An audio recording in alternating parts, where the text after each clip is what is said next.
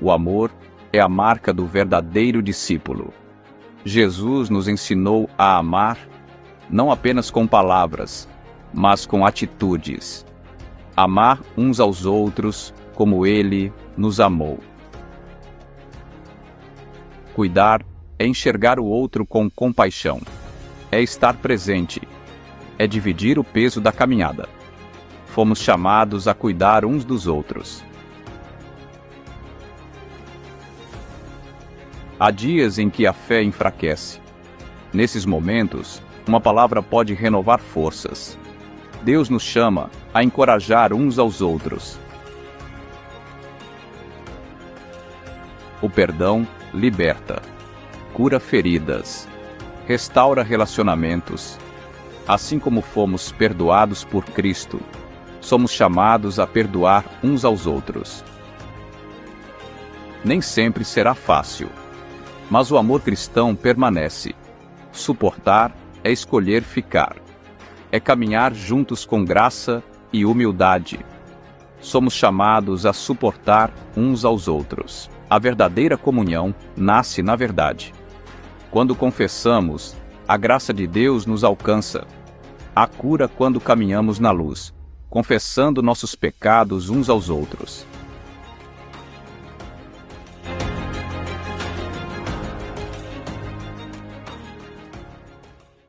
Amados, boa noite. Mais uma vez, eis-me aqui, aceitando esse desafio. Para mim é um desafio muito grande eu estar aqui pregando, mas eu estou bastante feliz e os louvores, eles colaboraram muito, eles mexeram muito com o meu coração e colaboraram muito para que me trouxesse tranquilidade para que eu pudesse estar aqui. A minha reflexão vai ser breve, não vai ser longa. O texto base vai ser a Epístola de Efésios, no capítulo 4, do versículo 25 ao versículo 32. E o tema da minha reflexão é uns aos outros.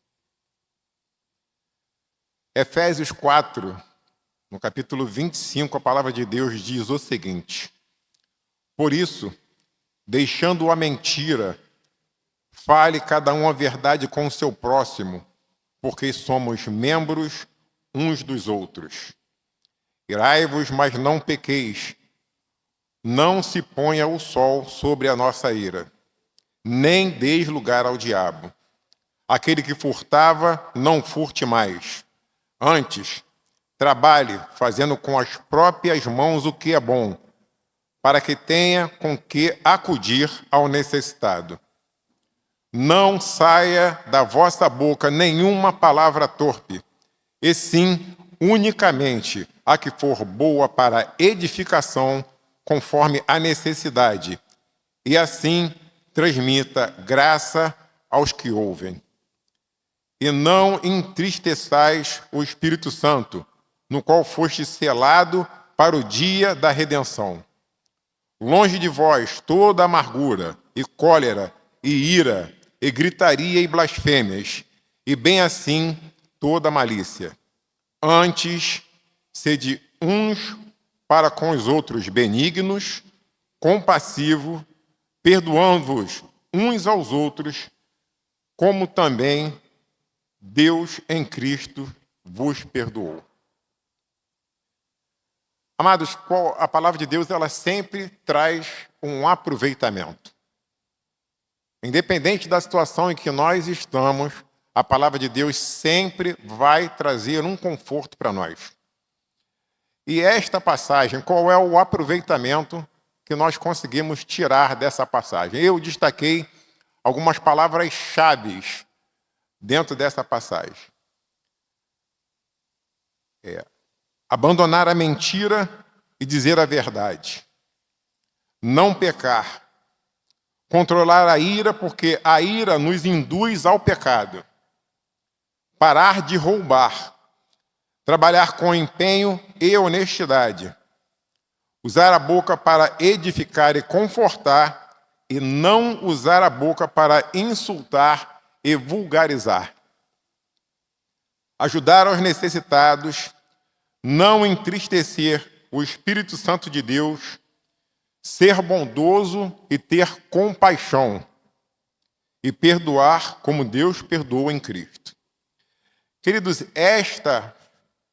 essas palavras, se nós fôssemos converter em princípios para a nossa vida cristã, esses princípios, eles serão o caminho mais perfeito para nós conseguirmos alcançar o processo de santificação.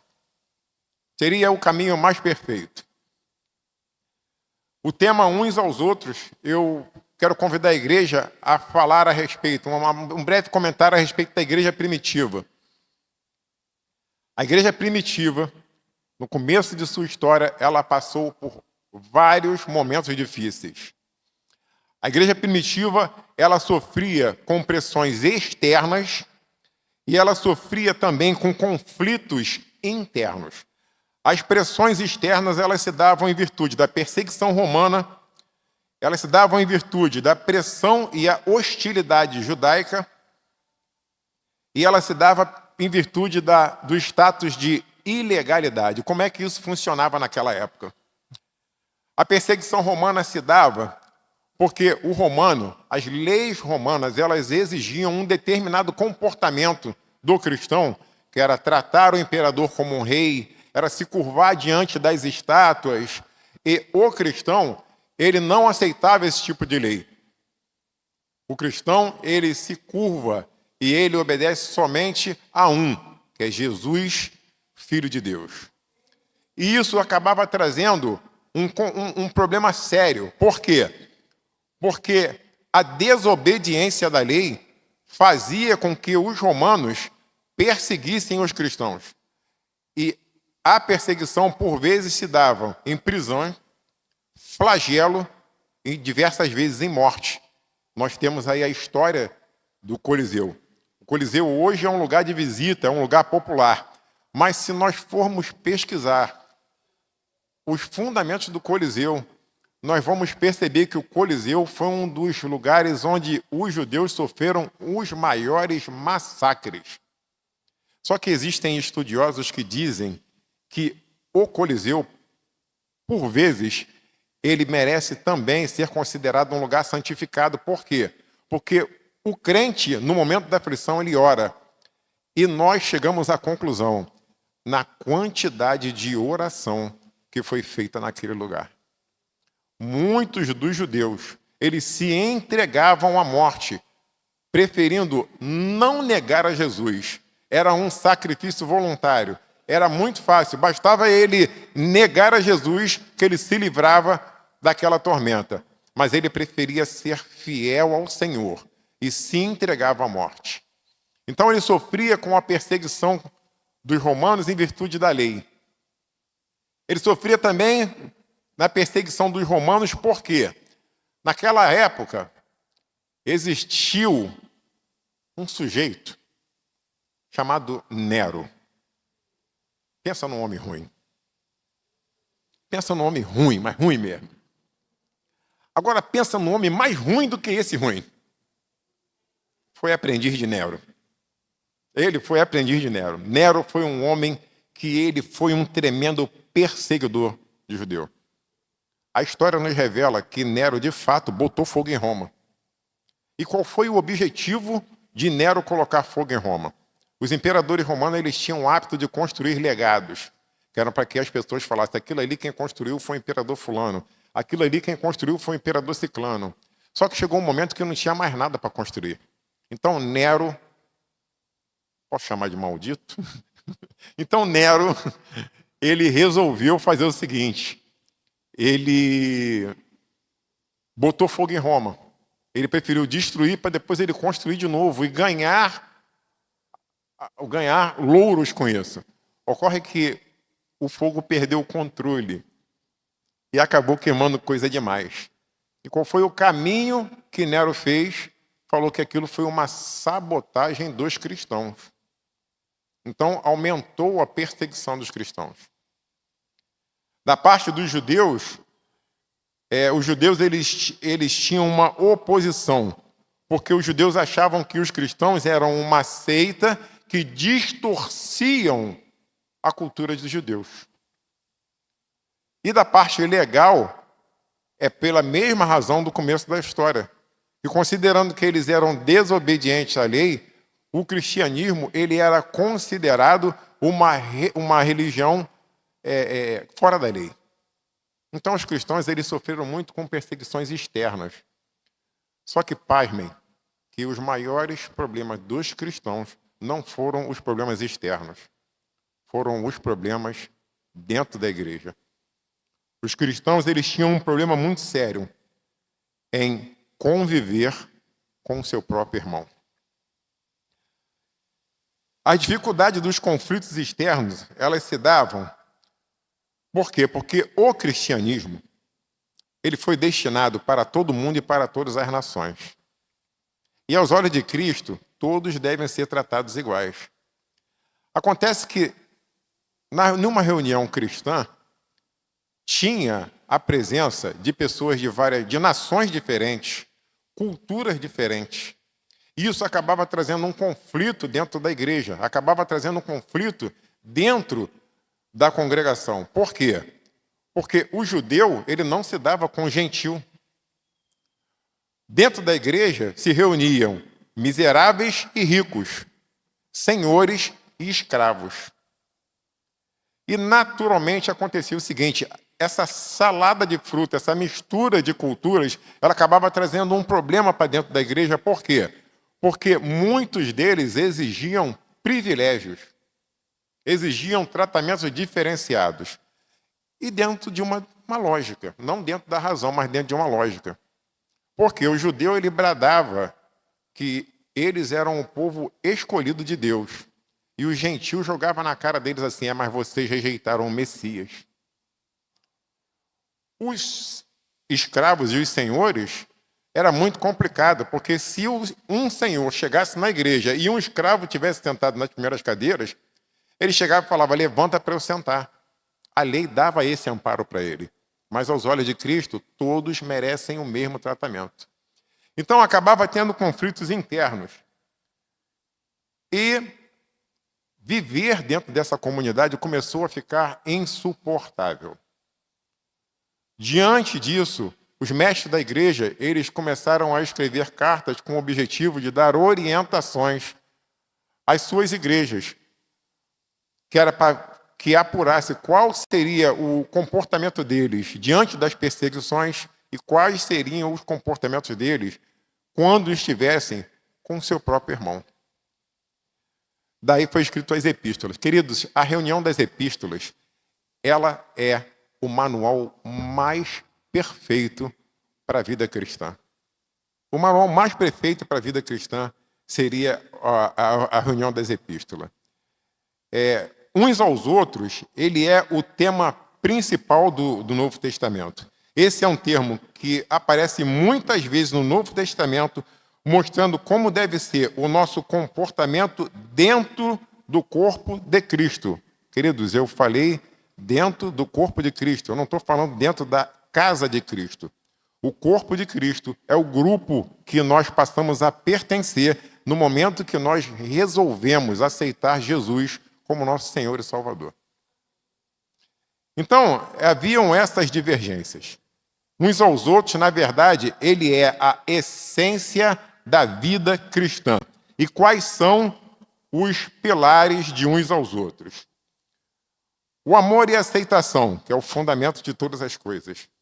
O fundamento do tratamento de uns aos outros está no amor e na aceitação. A humildade e o respeito. A pureza da linguagem e a boa intenção. O suporte mútuo e o crescimento coletivo. Então, os pilares de uns aos outros, ele é o caminho mais certo para nos levar à santificação. E por falar em santificação, a nossa casa, ela é um lugar mais indicado, em regra, ela é o lugar mais indicado para nós praticarmos a santificação. Porque lá está nossa esposa, nosso filho. E dentro de casa fica muito mais fácil a gente perdoar. Fica muito mais fácil a gente amar. Então, a nossa casa é o nosso porto seguro. Lá é o lugar mais indicado. A igreja também é o nosso porto seguro. Aqui é o lugar onde nós devemos amar uns aos outros. Aqui é o lugar onde nós devemos perdoar, aceitar as diferenças. Só, queridos, que existe aborrecimentos dentro de casa? Existe aborrecimento dentro de casa. Mas fica mais fácil que esses aborrecimentos sejam resolvidos. Ficou mais fácil que o relacionamento de uns aos outros. Mas chega um momento que a gente sai de casa. E quando a gente sai de casa, a gente começa a interagir com esses uns aos outros. E, amados, é nessa hora que a gente consegue perceber que em muito pouco tempo e por muita pouca coisa, a nossa paz ela é abalada. Essa fila demora um pouco a andar. Eu percebo a fragilidade da minha paciência. Basta a fila demorar a andar. Se pisam no meu pé, eu percebo que a minha bondade ela é só teórica. Não tem prática nenhuma nisso. É só teórica. Aos que me tratam bem, eu trato com gentileza. Aos que me irritam, eu trato com frieza. E aqueles que me ofendem, eu trato com agressividade. Esse era um dos problemas da igreja primitiva, a intolerância. E com esse comportamento nós pegamos os problemas lá de trás e trazemos aqui para frente. A pergunta que fica é: aonde está a minha santidade? Está só dentro da minha casa? Está só dentro da igreja? Aonde é que está a minha santidade? Eu, como cristão, a minha santidade ela pode ser seletiva. Eu posso escolher aonde eu devo ser santo e aonde eu não devo ser santo. Eu posso escolher. Como cristão, eu posso escolher a quem eu devo tratar bem e a quem eu não devo tratar bem. Eu tenho essa prerrogativa como cristão? Eu não tenho essa prerrogativa. Existe uma fábula, que é a fábula do porco-espinho. Houve uma época, muitos e muitos anos atrás, que a Terra era coberta por uma grossa camada de gelo, chamada de a Era Glacial. E os animais, eles começavam a morrer de frio. Eles não suportavam o frio daquela ocasião, eles começavam a morrer de frio. E só que os animais perceberam que na medida que eles se agrupavam, o calor de um aquecia o outro. Então se acabava formando grandes manadas. E dentro desse comportamento eles conseguiram suportar aquele frio e sobreviver àquela ocasião. E o porco-espinho? E o porco-espinho? Porque o porco-espinho, na medida que um se aproximava do outro, o espinho de um incomodava o outro. E aí, não suportando a dor causada pelo outro irmão, eles acabavam se afastando. E afastado, eles não suportavam o frio e acabavam morrendo. A fábula do porco-espinho. E na tentativa de sobreviver, eles começaram a se agrupar. Não, afastados e separados, logo começaram a morrer. Os que não morreram voltaram a se aproximar, pouco a pouco, com jeitinho, com bastante precaução, de tal forma que eles conseguiam se unir e conservar uma certa distância um do outro. Mas era uma distância mínima e suficiente para que eles pudessem conviver sem se ferir. E para sobreviver sem se magoar, sem causar danos recíprocos. E dessa forma, eles conseguiram superar aquela fase e sobreviveram à Era Glacial. Os princípios dessa lição falam a respeito de uma busca por um equilíbrio, né? Que não existe relações perfeitas, mas nós temos que buscar um equilíbrio nas relações. Nós aprendemos também o valor da conexão, que aquele que está desconectado, ele acaba apagando e morrendo. Nós aprendemos também que não existe um relacionamento perfeito e o melhor relacionamento não é aquele com as pessoas perfeitas, mas com aquele onde cada um aprende a conviver com um defeito dos outros. Esse é o perfeito relacionamento. Essa fábula, ela nos ensina que a fábula ela pode nos dar um caminho para um convívio tolerante com o nosso irmão. Mas a visão cristã, ela tem uma visão, no ambiente cristão a visão é diferenciada, porque na fábula ela nos ensina como não ser ferido pelo nosso irmão. E na visão cristã, ele nos ensina a que nós não venhamos ferir o nosso irmão com nossos espinhos, porque nós também temos espinhos. Na fábula ela ensina, a gente chega à conclusão que suportar é tolerar. No ambiente cristão, suportar é dar suporte. É dar suporte no ambiente cristão. Então, no ambiente cristão, também os espinhos, eles podem até ser associados ao pecado ou uma falha de caráter. E por vezes nós escolhemos condenar o pecador, e isso acaba afastando o pecador. Afastado da manada, o pecador acaba morrendo de frio. Dar suporte é oferecer uma base para que a pessoa se sinta segura para enfrentar os problemas, desenvolvendo a sua própria força para seguir adiante. E a pergunta fica o seguinte: quem é que abandona uma criança que está começando a aprender a andar? Se eu vou a um orfanato, eu escolho um garoto para criar aquele garoto. Só que no começo da jornada, para ele aprender a andar, ele vai cair bastante, ele vai se machucar bastante. É justo eu pegar essa criança e devolver para o orfanato porque ele cai e se machuca? Ou eu devo segurar na mão dele e colaborar com a condução e ensinar, discipular aquele garoto para que ele venha a caminhar de uma forma certa? Então, quem abandona uma criança, quem devolve a criança para o orfanato? Ninguém devolve a criança para o orfanato. Uns aos outros é dar suporte, é pegar na mão e ajudar na caminhada. Eu encerro essa minha reflexão com a conclusão do seguinte: que não existe um relacionamento perfeito.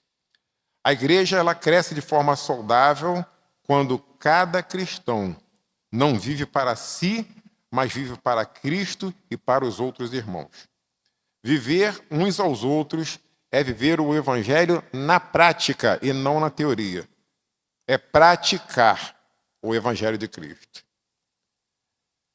E o chamado para a santidade, a gente chega à seguinte conclusão: que a verdadeira santidade ela pode até dar início no relacionamento entre eu e Deus, mas ela só se caracteriza, ela só toma forma na forma que eu me relaciono com o meu outro irmão.